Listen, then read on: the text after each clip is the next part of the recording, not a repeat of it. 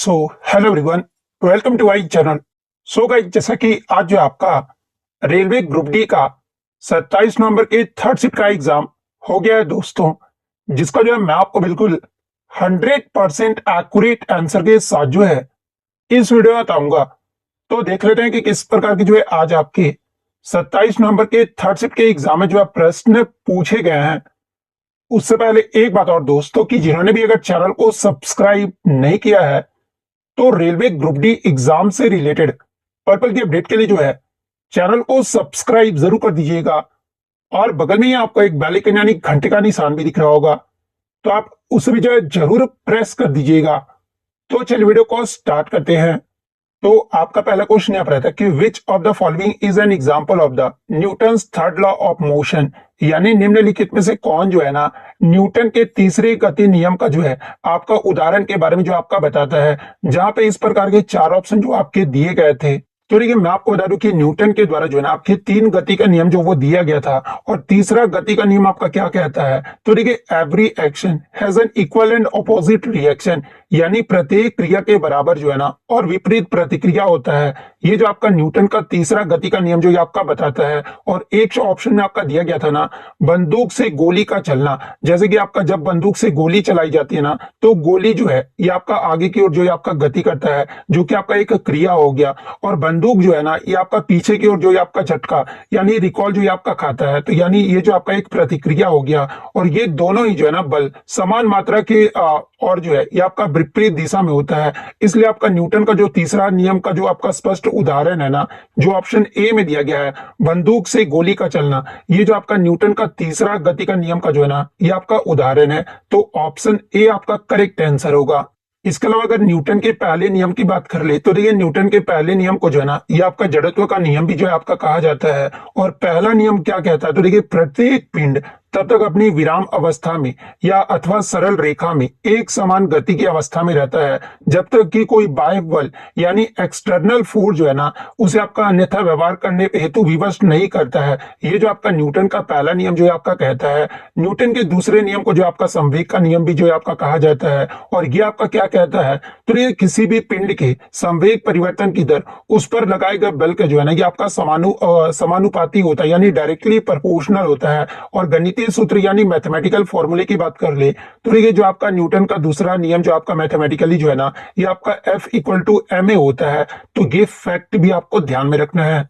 Next आपका यहाँ रहता है कि in Indian Premier League 2025 who won the purple cap, यानी 2025 में जो है ना आईपीएल में पर्पल कैप जो है ये आपका किसे मिला है। तो देखिए अगर पर्पल कैप की बात कर ले, तो देखिए आईपीएल 2025 में पर्पल कैप उस गेंदबाज को दिया जाता है ना जिसने पूरे सीजन में जो है सबसे ज्यादा विकेट जो वो लिए हैं। और 2025 के सीजन में जो आपका गुजरात टाइटंस के जो तेज गेंदबाज थे ना, जिनका नाम आपका प्रसिद्ध कृष्णा था, और प्रसिद्ध कृष्णा ने जो है 15 मैचों में जो है ना कुल 25 विकेट लिए थे, जो कि इस सीजन में जो है सबसे ज्यादा विकेट जो वो लिए थे। इसलिए 2025 का जो आईपीएल का पर्पल कैप है ना ये प्रसिद्ध कृष्णा को जो वो दिया गया था। और किस टीम से खेले थे अगर ये पूछा जाए, तो आपका गुजरात टाइटंस टीम से जो वो खेले थे। तो ऑप्शन बी प्रसिद्ध कृष्णा आपका करेक्ट आंसर होगा। अब देखिए आईपीएल से आपका प्रश्न बन गया, तो आगे की शिफ्टों में यहां से प्रश्न पूछा जाएगा कि आईपीएल 2025 का जो आयोजन है कब से कब तक किया गया था।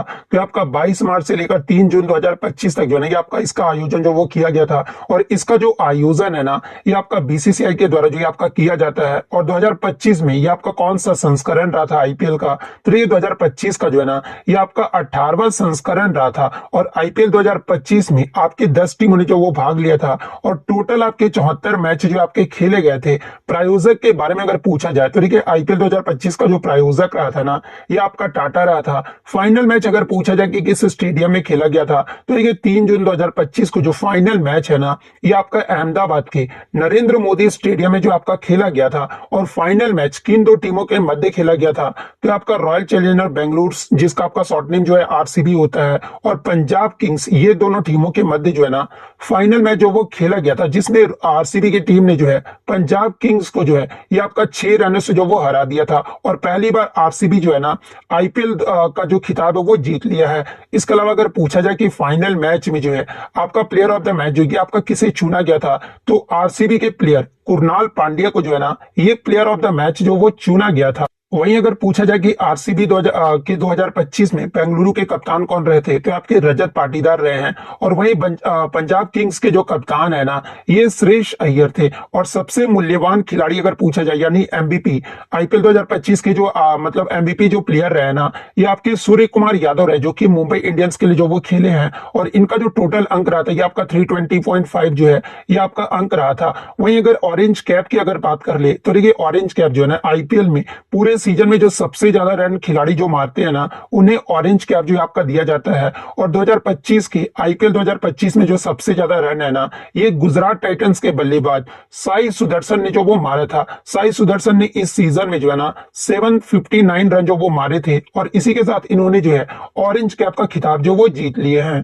और पर्पल कैप वाला तो मैंने आपको बता दिया है। साथ में अगर emerging player of the season का पूछा जाना, तो ये भी आपका गुजरात टाइटंस की साई सुदर्शन ने जो वो जीता है। कैच ऑफ द सीजन का जो अवार्ड है, ये किसे दिया गया है, तो आपके सनराइजर्स हैदराबाद टीम से खेल रहे थे कॉमेंडू मेंडिस, इन्हें जो आपका कैच ऑफ द सीजन का अवार्ड जो आपका दिया गया है।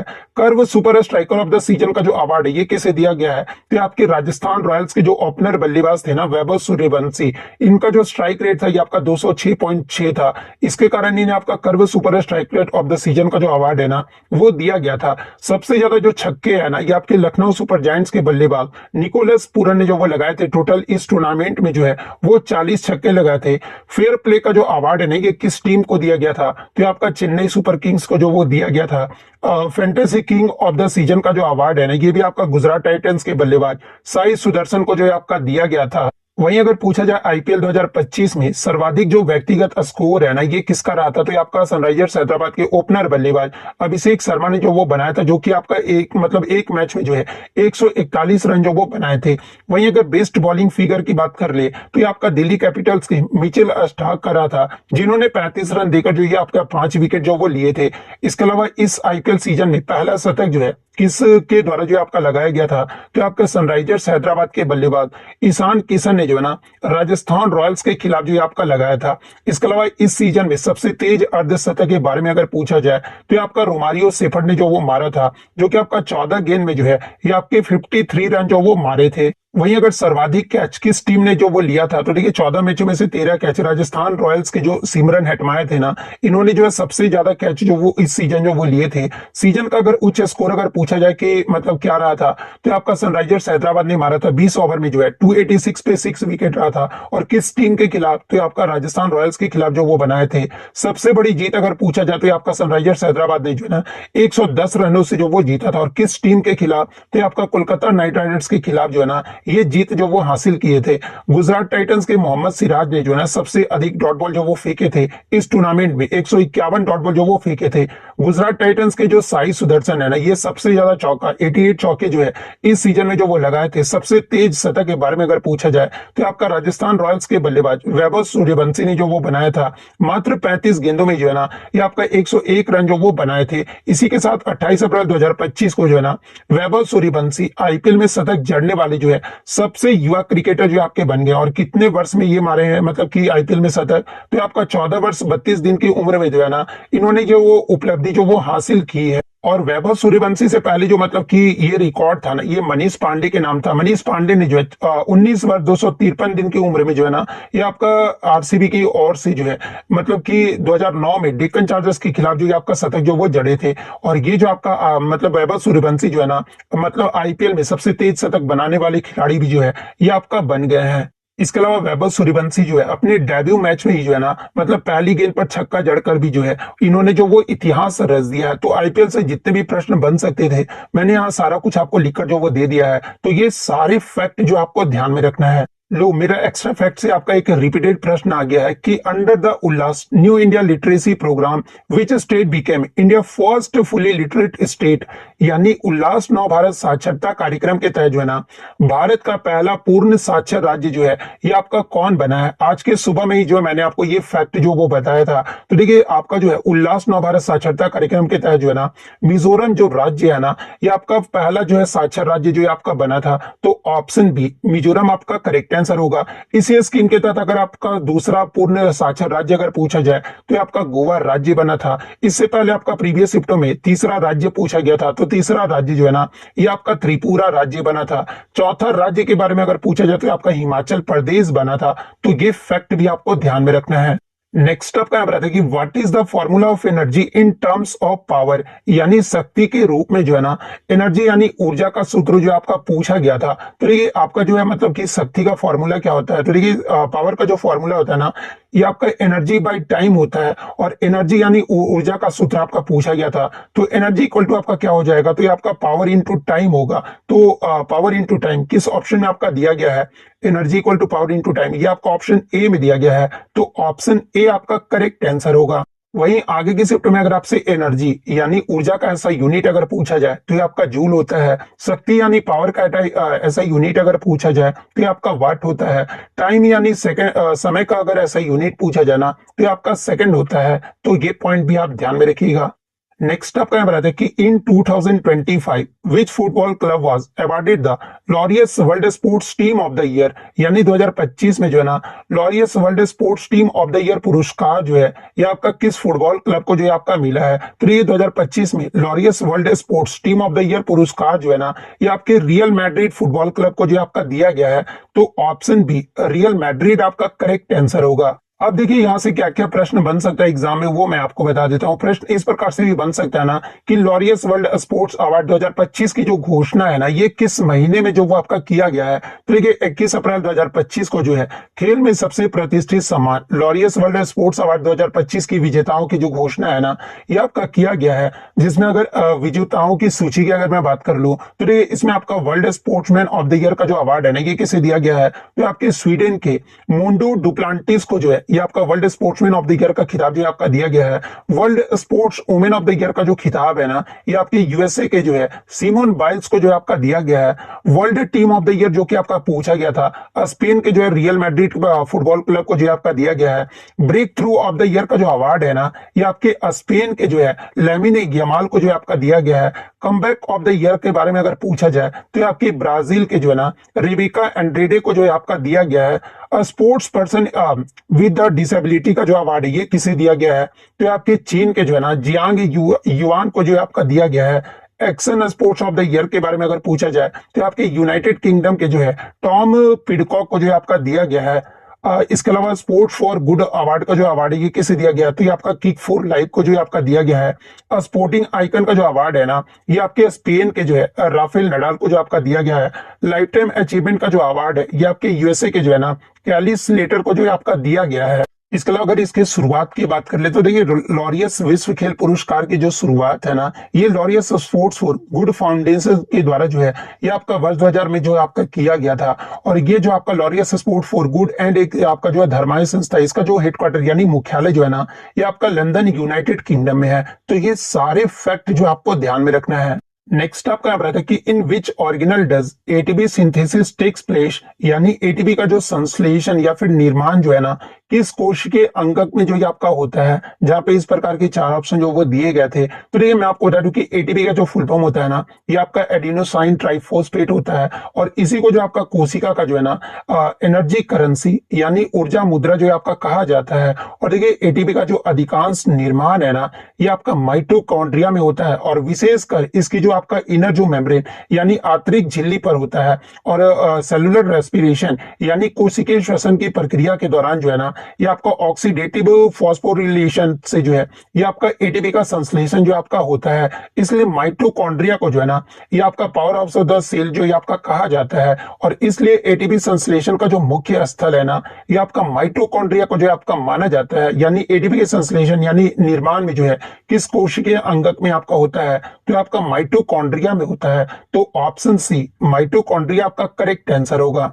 नेक्स्ट आपका यहाँ बताया कि which plant has lips with buds on them, यानी किस पौधे की पत्तियों पर जो है ना कलियां जो ये आपका पाई जाती है। जहां पे इस प्रकार के चार ऑप्शन जो वो दिए गए थे और एक ऑप्शन में आपका ब्रायोफाइलम जो वो दिया गया था। तो ये ब्रायोफाइलम पौधे की पत्तियों के किनारे जो है ना आपका बड्स यानी कलियां जो है आपका बनती है। और ये कलियां बढ़कर जो है ना नए छोटे पौधे में जो है आपका बदल जाता है। और ये जो आपका किसका उदाहरण है, तो ये आपका वेजिटेटिव रिप्रोडक्शन यानी वनस्पतिक जनन का जो आपका एक उदाहरण माना जाता है। और अन्य अपने पौधे की जो पत्तियां पर जो है ना इस प्रकार की कलियां जो वो नहीं पाई जाती है। इसलिए इसका जो सही उत्तर होगा ना, यानी किस पौधे की पत्तियां पर बर्ड्स जो ये आपका पाया जाता है, तो ये आपका ब्रायोफिलम पर जो ये आपका पाया जाता है। तो ऑप्शन बी ब्रायोफिलम आपका करेक्ट आंसर होगा। नेक्स्ट क्वेश्चन आपका रहा था कि if the potential difference is 15 volt and the charge is 5 coulomb, what will be the work done. यानी यदि अगर आपका विभवांतर जो है ना 15 वोल्ट है और आवेश यानी चार्ज जो है ये आपका 5 कूलम है, तो किया गया जो कार्य है ना यानी वर्क डन जो है ये आपका कितना होगा। इस प्रकार के आपके क्वेश्चन जो वो पूछे गए थे। तो ये इलेक्ट्रिक वर्क यानी विद्युत कार्य का सूत्र आपको पता है कि क्या होता है। तो W इक्वल टू जो है ना ये आपका V इंटू क्यू होता है, और W जो हो गया ये आपका वर्क हो गया, V आपका क्या हो गया तो पोटेंशियल डिफरेंस यानी विभवांतर हो गया, और Q जो है ना ये आपका चार्ज हो गया। जहां पर ये आपका क्या क्या दिया गया है, तो देखिए यहाँ पर पोटेंशियल डिफरेंस आपका दिया गया और चार्ज भी आपका जो वो दिया गया है। तो W equal to V into Q मैंने अभी आपको बताया। तो V आपका कितना 15 दिया गया और Q आपका यानी चार्ज कितना, तो ये आपका तो 5 दिया गया है। तो 15 इंटू 5 कितना होगा, तो ये आपका 75 होगा। लेकिन ऑप्शन में आपका मतलब कि ये आपका याद रखना कि अगर आपका मतलब कि यहाँ पे मैं बता दूं कि ओम में लिखा हो ना, तो परीक्षा में आपको इसे भी जो है वोल्ट मानकर ही जो आपको हल करना होगा। तो 75 जूल ऑप्शन में आपका दिया गया होगा। तो ऑप्शन सी 75 जूल आपका करेक्ट आंसर होगा। नेक्स्ट क्वेश्चन आपका यहाँ पर पोटेंशियल एनर्जी का जो है ना फॉर्मूला जो वो पूछा गया था, सिर्फ आपका फॉर्मूला पूछा गया था, यानी स्थिर ऊर्जा का सूत्र पूछा गया था। तो ये पोटेंशियल एनर्जी का फॉर्मूला होता है ना आपका mgh होता है। तो mgh आपका यहाँ पे करेक्ट आंसर होगा। वहीं अगर आपसे मतलब कि काइनेटिक एनर्जी का फॉर्मूला अगर आपसे पूछा जाए क्या होता है, तो ये आपका हाफ mv स्क्वायर होता है। यानी काइनेटिक एनर्जी को हिंदी में क्या कहते हैं, तो ये आपका गतिज ऊर्जा जो आपका कहा जाता है। तो ये फैक्ट भी आपको ध्यान में रखना है। नेक्स्ट आपका यहाँ बताते कि why is the weight of an object less on the moon that on the earth. यानी किसी वस्तु का जो वजन है ना चंद्रमा पर पृथ्वी की तुलना में जो है ये आपका कम क्यों होता है। जहां पे इस प्रकार के 4 ऑप्शन जो वो दिए गए थे, तो ये किसी वस्तु का वजन चंद्रमा पर पृथ्वी की तुलना में कम आपका इसलिए होता है ना, because the gravitational force on the moon is less than that on the earth. यानी क्योंकि चंद्रमा का जो गुरुत्वाकर्षण बल है ना ये आपका पृथ्वी से कम होता है, इसलिए आपका मतलब कि किसी वस्तु का वजन जो है ना चंद्रमा पर पृथ्वी की तुलना में जो आपका कम होता है। तो ऑप्शन सी आपका यहाँ पे करेक्ट आंसर होगा। नेक्स्ट आपका यहाँ है कि which of the following laws is not related to gases. यानी निम्नलिखित में से कौन सा नियम जो है ना ये आपका गैसों से संबंधित नहीं है। जहां पे इस प्रकार के 4 ऑप्शन जो वो दिए गए थे, तो ये बॉयल्स लॉ ये जो आपका गैस के दाब और आयतन के संबंध से जो है ये आपका संबंधित है। चार्ल्स लॉ की बात कर ले तो ये आपका गैस के आयतन और तापमान के संबंध से जो आपका संबंधित है।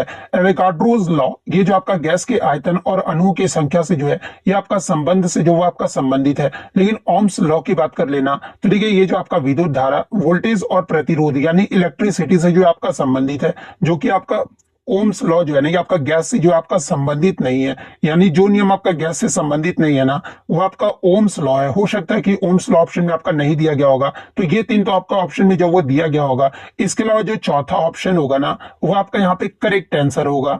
नेक्स्ट आपका यहाँ पर कि a cell is a highly organised and complex structure, why does everything not enter the cell in uncontrolled manner. यानी कोशिका एक अत्यंत व्यवस्थित और जटिल संरचना है और इसमें सब कुछ जो है ना अनियंत्रित रूप से अंदर क्यों नहीं आता है। इस प्रकार का क्वेश्चन जो वो पूछा गया था, जहां पे इस प्रकार के 4 ऑप्शन जो वो दिए गए थे। तो देखिए मैं आपको बता दूं कि कोशिका के जो है ना चारों ओर जो है ये आपका सेल मेम्ब्रेन या फिर प्लाज्मा मेम्ब्रेन यानी कोशिका झिल्ली होती है। और ये जो आपका झिल्ली है ना ये आपका सेलेक्टिवली परमिएबल यानी चयनात्मक परागम्य होती है। यानी ये आपका तय करता है कि कौन सा पदार्थ जो है ना ये आपका अंदर जाएगा या फिर कौन सा पदार्थ जो है आपका बाहर निकलेगा। और आवश्यक पदार्थ जैसे कि आपका ऑक्सीजन, कार्बन डाइऑक्साइड, पानी या फिर पोषक तत्व जो है ना ये आपका नियंत्रित रूप से जो है आपके नियंत्रित रूप से जो है ना ये आपके अंदर आते हैं। और हानिकारक और अनावश्यक जो पदार्थ है ना ये आपका कोशिका में प्रवेश जो वो नहीं करने दिया जाता है। इसलिए कोशिका के अंदर सब कुछ अनियंत्रित रूप से प्रवेश नहीं करता है, क्योंकि कोशिका झिल्ली जो है ना ये आपका चयनात्मक परागम्य होता है। यानी ऑप्शन के अकॉर्डिंग अगर मैं बात कर लूं ना तो सेलेक्टिवली आपका किसमें दिया गया है, तो सेलेक्टिव वाला जो ऑप्शन है ना ये आपका ऑप्शन सी में दिया गया। यानी कोशिका झिल्ली जो है ये आपका चयनात्मक रूप से परागम्य होती है। तो ऑप्शन सी आपका करेक्ट आंसर होगा। एक फिर आपका न्यूमेरिकल पूछा गया था कि if the distance between the pole and centre of curvature of a concave mirror is for plus 40 centimetre, what will be the distance between the pole and focus. यानी यदि अवतल दर्पण में ध्रुव और वक्रता केंद्र के बीच की जो दूरी है ना प्लस 40 सेंटीमीटर है, तो ध्रुव और फोकस के बीच की जो दूरी होगी ना ये आपका कितना होगा। तो देखिए ध्रुव और फोकस के बीच की दूरी का फॉर्मूला आपका क्या होता है, तो ये आपका दर्पण का जो सूत्र होता है ना ये आपका F इक्वल टू जो है R/2 होता है, जहां पर आपका रेडियस ऑफ कर्वेचर कितना दिया गया है, तो आपका प्लस 40 सेंटीमीटर दिया गया है, यानी प्लस 40/2 करोगे तो कितना आएगा, तो आपका प्लस 20 आ जाएगा। यानी ऑप्शन बी प्लस 20 सेंटीमीटर आपका करेक्ट आंसर होगा। एक क्वेश्चन आपका यहाँ पर आता है कि मैग्निफिकेशन ऑफ लेंस फॉर्मूला, यानी लेंस के लिए जो है ना आवर्धन सूत्र जो आपका पूछा गया था। तो ये लेंस के लिए जो आवर्धन सूत्र होता है ना M इक्वल टू जो है V/U होता है, जहां पे V आपका क्या होता है, तो इमेज डिस्टेंस होता है, और U जो होता है ना ये आपका ऑब्जेक्ट डिस्टेंस होता है। तो M इक्वल टू V/U, ये वाला ऑप्शन आपका करेक्ट आंसर होगा। फिर एक आपका न्यूमेरिकल ये आता है कि a cheetah start from rest and acceleration at 2 metre per second square for 10 second, calculate the final velocity. यानी एक चीता विराम अवस्था से जो है ये आपका शुरू करता है और 2 मीटर प्रति सेकंड की दर से जो है ये आपका 10 सेकंड तक जो है आपका त्वरण करता है, और इसमें आपका फाइनल वेलोसिटी जो है ना वो आपका पूछा गया था, जहां पे इस प्रकार के आपके 4 ऑप्शन जो वो दिए गए थे। तो देखिए इस प्रकार का जब भी क्वेश्चन आपका दिया रहे ना, तो गति का हम लोग पहला समीकरण क्या पढ़े थे, तो v equal to u plus a t, ये जो आपका गति का जो है पहला समीकरण होता है, जहां पे प्रारंभिक वेग जो है ना u आपका जो है 0 मीटर पर सेकेंड है, क्योंकि चीता जो आपका रेस्ट से आपका शुरू करता है, और एक्सेलरेशन आपका क्वेश्चन में 2 मीटर पर सेकेंड स्क्वायर आपका दिया गया है, टाइम भी आपका 10 सेकेंड जो वो दिया गया है, और गति का प्रथम समीकरण मैंने अभी आपको बताया कि क्या होता है, तो v equal to u plus a t होता है, और जहां पर v आपका निकालना है फाइनल वेलोसिटी, u आपका 0 है क्योंकि चीता आपका रेस्ट में है, तो ये आपका 0 हो जाएगा। फिर आपका एक्सेलरेशन 2 आपका दिया गया था, और टाइम भी आपका 10 सेकंड जो वो दिया गया था, तो जब इसको आप मल्टीप्लाई करोगे तो 20 होगा, और ये आपका 0 है तो 0 ही रहेगा। तो आपका जो फाइनल वेलोसिटी आएगा ना, यानी चीते का जो अंतिम वेग आएगा ये आपका 20 मीटर पर सेकंड होगा। तो 20 मीटर पर सेकंड किस ऑप्शन में आपका दिया गया है, तो ऑप्शन सी में जो वो दिया गया है, तो ऑप्शन सी आपका करेक्ट आंसर होगा। अब कुछ क्वेश्चन जो है सेकंड शिफ्ट के मुझे छूट गए थे, जो कि बच्चे द्वारा बाद में मुझे प्राप्त हुआ था वीडियो अपलोड करने के बाद, तो मैं आपको वो बता देता हूं। एक क्वेश्चन आपका था कि काला आजार disease is caused by which organism, यानी काला आजार जो रोग है ना ये किसके कारण होता है। तो ये काला जार को जो है ना ये आपका विस्करल लेशमैनियासिस भी जो ये आपका कहा जाता है, और ये जो आपका रोग है ना ये आपका लेशमानिया डोनोवानी नामक प्रोटोजोआ परजीवी के कारण होता है, और ये जो आपका परजीवी है ना ये आपका सैंड फ्लाई यानी मादा सैंड फ्लाई के काटने से जो है मानव शरीर में जो है आपका प्रवेश करता है। तो ऑप्शन में या तो आपका प्रोटोजोआ दिया गया होगा, या फिर आपका लेशमेनिया जो आपका दिया गया होगा। तो इन दोनों में से आपका जो भी ऑप्शन में दिया गया होगा वो आपका करेक्ट आंसर होगा। नेक्स्ट आपका यहाँ है कि on which side of the plasma membrane is the cell wall located, यानी कोशिका भित्ति और प्लाज्मा झिल्ली से किस तरफ जो है ना मतलब कोशिका भित्ति प्लाज्मा झिल्ली से जो है ना किस तरफ जो आपका स्थित होता है, जहां पे हूबहू जो है ना इस प्रकार के ऑप्शन जो वो दिए गए थे। तो ये कोशिका भित्ति जो पौधे बैक्टीरिया और फफूंद यानी फंगी की कोशिकाओं में जो है ना ये आपका पाया जाता है, और ये जो आपका प्लाज्मा झिल्ली के जो है ना ये आपका बाहर स्थित होता है, और कोशिका भित्ति कोशिका को जो है ना ये आपका आकृति प्रदान करता है। इसके अलावा प्रोटेक्शन यानी संरक्षा भी जो ये आपका देता है, और यांत्रिक मजबूती भी जो है ना ये प्रदान करता है। और एनिमल सेल्स यानी पशु कोशिका में जो कोशिका भित्ति जो है ना ये आपका नहीं होता, केवल प्लाज्मा झिल्ली में ही जो है ये आपका होता है। इसलिए आपका जो सही उत्तर होगा ना ये आपका प्लाज्मा झिल्ली के बाहर होगा। तो बाहर की ओर किस ऑप्शन में आपका दिया गया, तो ऑप्शन बी में दिया गया है, तो ऑप्शन बी आपका करेक्ट आंसर होगा। नेक्स्ट आपका यहाँ पर है कि 2025 का जो कबड्डी विश्व कप है ना ये किसने जीता है। तो ये 2025 में महिला और पुरुष में दोनों ही में जो आपका कबड्डी में विश्व कप है ना ये भारतीय टीम ने जो वो जीता है, जिसमें पुरुष टीम की अगर मैं बात कर लूं तो पुरुष टीम ने फाइनल में जो है ना इंग्लैंड को 44-41 से जो आपका हराया है, जबकि महिला टीम ने इंग्लैंड को ही जो है ना 57-34 से जो है बड़े अंतर से जो वो हराया है। तो दोनों में ही आपका भारत जो है ना वो करेक्ट आंसर होगा। वहीं अगर पूछा जाए कि 2025 का जो कबड्डी विश्व कप है ये कब और कहां पर आयोजित किया गया था, तो ये आपका 17 से 23 मार्च 2025 के मध्य तक जो है ना मतलब कि कबड्डी विश्व कप का जो आयोजन है ये आपका इंग्लैंड के वॉलहैम्पटन में जो ये आपका आयोजित किया गया था। और पुरुष की प्रतियोगिता में जो है ना 10 टीमें जो वो शामिल हुआ था, और महिलाओं की प्रतियोगिता में जो है ना ये आपका 6 टीमें जो वो शामिल हुई थी। तो ये फैक्ट भी आपको ध्यान में रखना है। नेक्स्ट आपका यहाँ पर आता है कि which country has recently been recognised as a country champion by the World Bank at the land conference 2025। यानी विश्व बैंक द्वारा जो है ना लैंड कॉन्फ्रेंस 2025 में हाल ही में किस देश को जो है ना कंट्री चैंपियन के रूप में जो है ये आपका मान्यता जो आपका दिया गया है। तो ये मैं आपको बता दूं कि लैंड कॉन्फ्रेंस 2025 का जो आयोजन है ना ये आपका विश्व बैंक के द्वारा जो है भूमि प्रशासन, भूमि सुधार और डिजिटल भूमि रिकॉर्ड के क्षेत्र में जो है ना वैश्विक प्रगति पर चर्चा के लिए जो है आपका किया गया था। और इस सम्मेलन में भारत को जो है ना कंट्री चैंपियन के रूप में जो है आपका मान्यता दिया गया है। और ये जो आपका सम्मान है भारत को जो है डिजिटल भूमि अभिलेख, स्वामित्व, अधिकारों की पारदर्शिता और आधुनिक भूमि प्रबंधन प्रणाली जैसे कि आपका डिजिटल इंडिया लैंड रिकॉर्ड्स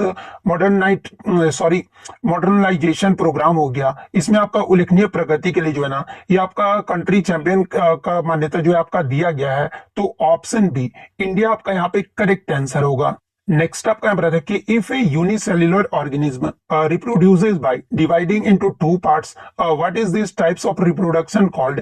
यानी एक कोष के जीव यदि प्रजनन के समय दो खंडों में विभाजित होकर जनन करते हैं ना तो इस प्रकार के प्रजनन को जो है आपका क्या कहा जाता है। इस प्रकार के आपके चार ऑप्शन जो वो दिए गए थे। तो ये बाइनरी फिजन यानी द्विविभाजन में जो है ना एक कोष के जीव अपनी कोशिका को दो समान भागों में जो है आपका विभाजित कर देते हैं और इसमें दो नए जीव जो है ना ये आपके बनते हैं जो कि मूल जीव के समान जो आपका होते हैं।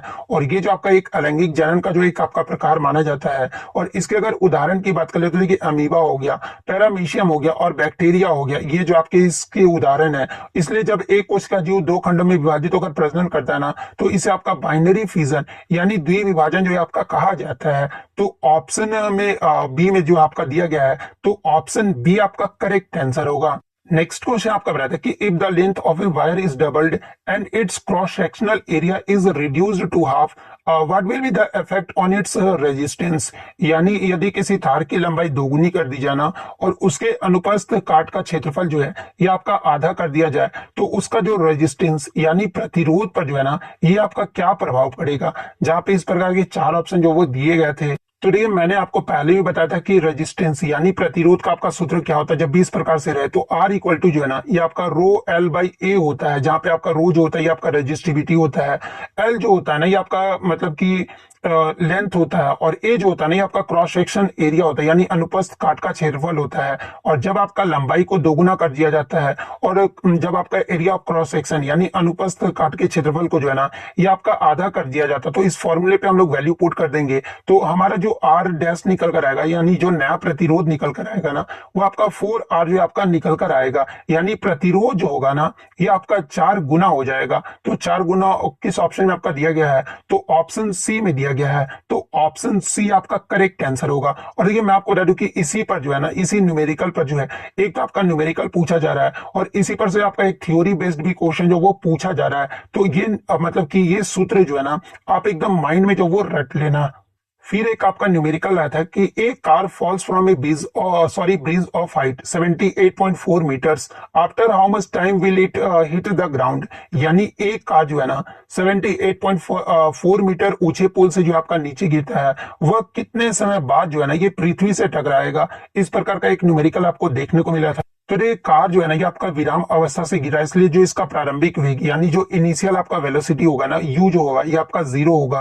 और मुक्त पतन का जो सूत्र होता है ना ये आपका क्या होता है तो H इक्वल टू जो है हाफ GT स्क्वायर होता है। और H हमारा दिया गया हाइट दिया गया कितना तो 78.4 मीटर जो आपका दिया गया है। G का वैल्यू वहां पर दिया गया था 9.8 मीटर पर सेकेंड स्क्वायर आपको लेना है। क्वेश्चन में ही गिवन आपका दिया गया था। उसके बाद आपका जो है मतलब इस फॉर्मूले पे वैल्यू पुट करके जो है ना हम लोग इजिली जो वो निकाल देंगे। तो 78.4 आपका हाइट दिया गया था, हाफ इंटू जी आपका 9.8 है ही और टी जो आपको निकालना था। तो इस प्रकार से हम लोग टी जो वो निकाल लेंगे तो हमारा टी स्क्वायर जो वो निकल कर आ रहा है ना वो कितना आएगा तो हमारा 16 निकल कर आ रहा है। उसी प्रकार से जब टी स्क्वायर हमारा 16 आएगा तो टी हमारा कितना आ जाएगा तो ये हमारा 4 सेकंड आ जाएगा। अब 4 सेकंड किस ऑप्शन में आपका दिया गया है तो ये आपका ऑप्शन सी में जो वो दिया गया है। तो ऑप्शन सी 4 सेकंड आपका करेक्ट आंसर होगा।